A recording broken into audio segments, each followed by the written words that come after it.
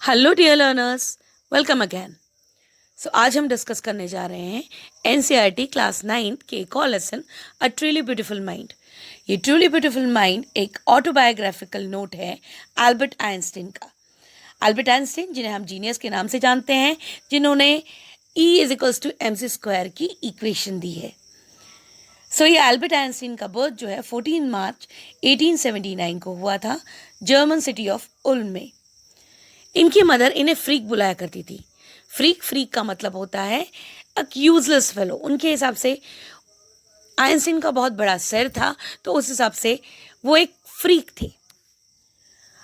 अब हम बात करते हैं उनके बचपन की।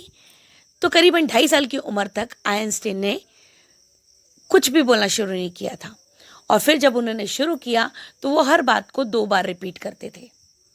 तो ये था उनका बचपन। इसके साथ साथ अगर हम उनके फ्रेंड्स की बात करें तो उनके कोई फ्रेंड्स नहीं थे। वो अकेले ही खेलना पसंद करते थे। वो टॉयज़ के साथ खेलना पसंद करते थे। इसी वजह से उनके फ्रेंड्स उन्हें ब्रदर बोरिंग भी बुलाते थे। इतना ही नहीं, जब उनकी सिस्टर का जन्म हुआ तो उन्होंने, जब उनकी मदर ने उन्हें कहा कि शी इज़ योर सिस्टर, तो उन्होंने कहा कि ये सब तो ठीक है, लेकिन इसके व्हील्स कहाँ हैं। आप समझ सकते हैं कि उनके लिए बच्चे सिर्फ टॉयज के बराबर थे। ये था उनका चाइल्डहुड। पर जैसे जैसे वो बड़े हुए, चीज़ें और भी थोड़ी सी डिफिकल्ट और डिफरेंट होती चली गई। उनका हाई स्कूल म्यूनिक में हुआ। म्यूनिक में भी उनको बहुत सारी प्रॉब्लम्स आई, लेकिन फिर भी उन्होंने अच्छा स्कोर किया। लेकिन इसके बावजूद भी उनके हेडमास्टर ने एक बार ये भी कहा था कि आइंस्टीन चाहे किसी भी प्रोफेशन में जाए, वो किसी भी प्रोफेशन में सक्सेसफुल नहीं होंगे। ये उनके हेडमास्टर की, उनके टीचर्स की उनके बारे में राय थी। आइंस्टीन को वहाँ का रेजिमेंटेशन, वहाँ का डिसिप्लिन स्कूल का पसंद नहीं था, इसलिए उन्होंने 15 की एज में स्कूल से वॉकआउट कर दिया। फिर उसके बाद में उन्होंने हाई स्कूल स्विट्ज़रलैंड से किया, और अपनी फर्दर स्टडीज़ कंप्लीट करने के बाद में ग्रेजुएशन उन्हें ज्यूरिक यूनिवर्सिटी से किया। ज्यूरिक यूनिवर्सिटी, जहाँ पर उन्हें मेलेवा मेरिक भी मिली, उनकी फेलोमेट। मेलेवा मेरिक उनके ही बराबर की इंटेलिजेंट फेलो थी, जिससे वो बहुत ही इम्प्रेस रहते थे। और ज्यूरिक यूनिवर्सिटी एकमात्र एक यूनिवर्सिटी थी जो वुमेन्स को डिग्री देती थी, इसलिए मेलेवा भी वहाँ पे फर्दर स्टडीज़ करने के लिए, अपना ग्रेजुएशन कंप्लीट करने के लिए आई। दोनों ही एक दूसरे को पसंद करने लगे।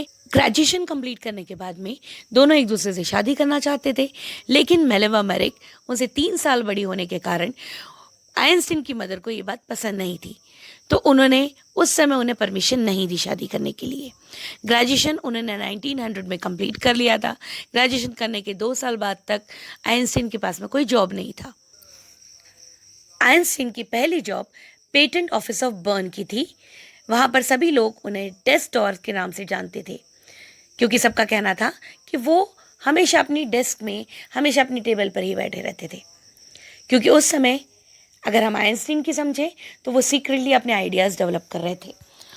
फाइनली 1905 में एक न्यूज़पेपर में आइंस्टीन ने अपनी general theory, special theory of relativity publish कराई, और E=mc² की इक्वेशन दी।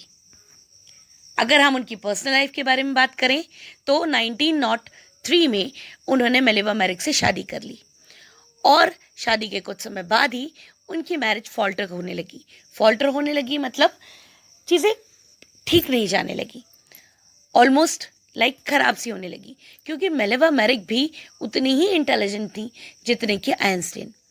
और उसके बाद में उन्हें अपने प्रोफेशनल करियर के बारे में चिंता होने लगी, और इसी चीज़ों के चलते उनकी पर्सनल लाइफ मैस होने लगी। और 1919 में उन्होंने एक दूसरे से अलग होने का फैसला किया। 1919 का साल आइंस्टीन की लाइफ में बहुत इंपॉर्टेंट है। इनकी लाइफ में 3 इंसिडेंट्स हुए। पहला इंसिडेंट उनका उनकी फर्स्ट वाइफ से डिवोर्स हो गया। सेकेंड इंसिडेंट, उन्होंने अपनी कज़न के साथ में शादी कर ली। और तीसरा इंसिडेंट 1919 में एक सोलार एक्लिप्स ने उनकी थ्योरी को एक्यूरेट प्रूव कर दिया। 1919 का साल उनके लिए बहुत इंपॉर्टेंट रहा। फिर 1921 में आइंस्टीन को नोबेल प्राइज़ मिला फिजिक्स में। ये उनका करियर था। 1933 में आइंस्टीन ने जर्मनी छोड़ दिया क्योंकि उस समय नाजीज पावर में आ गए थे और नाजीज का ऐसा हो रहा था कि सबको लगने लगा था कि वो एटॉमिक बॉम्ब डेवलप कर रहे हैं और बहुत जल्द उसे यूज़ भी करेंगे। इसी के चलते आइंस्टीन ने फ्रैंकलिन डी रूजवेल्ट, जो कि अमेरिकन प्रेसिडेंट थे, उनको एक लेटर लिखा और उनको बताया कि ये एटॉमिक बॉम्ब का यूज़ जो है बहुत जल्दी इम्प्लीमेंट होने वाला है, जिसके चलते अमेरिका ने खुद का बॉम्ब डिस्कवर किया, बनाया और न केवल बनाया, उसको हिरोशिमा नागासाकी पे ड्रॉप भी कर दिया, जिसकी वजह से आइंस्टीन बहुत दुखी हो गए थे। इस एटॉमिक बॉम्ब ड्रॉप के बाद में आइंस्टीन ने पब्लिक जर्नल्स में अपने आर्टिकल्स लिखना शुरू किए ताकि वो लोगों को अवेयर कर सकें कि हमें अब किस चीज़ के ऊपर आगे बढ़ना चाहिए।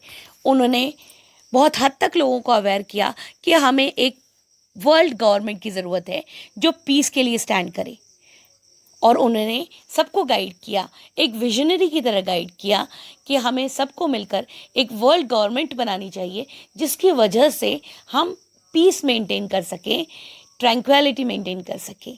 मतलब वो शांति पसंद करते थे, अमन पसंद करते थे, तो उनके हिसाब से ये बॉम्ब या लड़ाई झगड़ा इसका कोई मतलब नहीं था।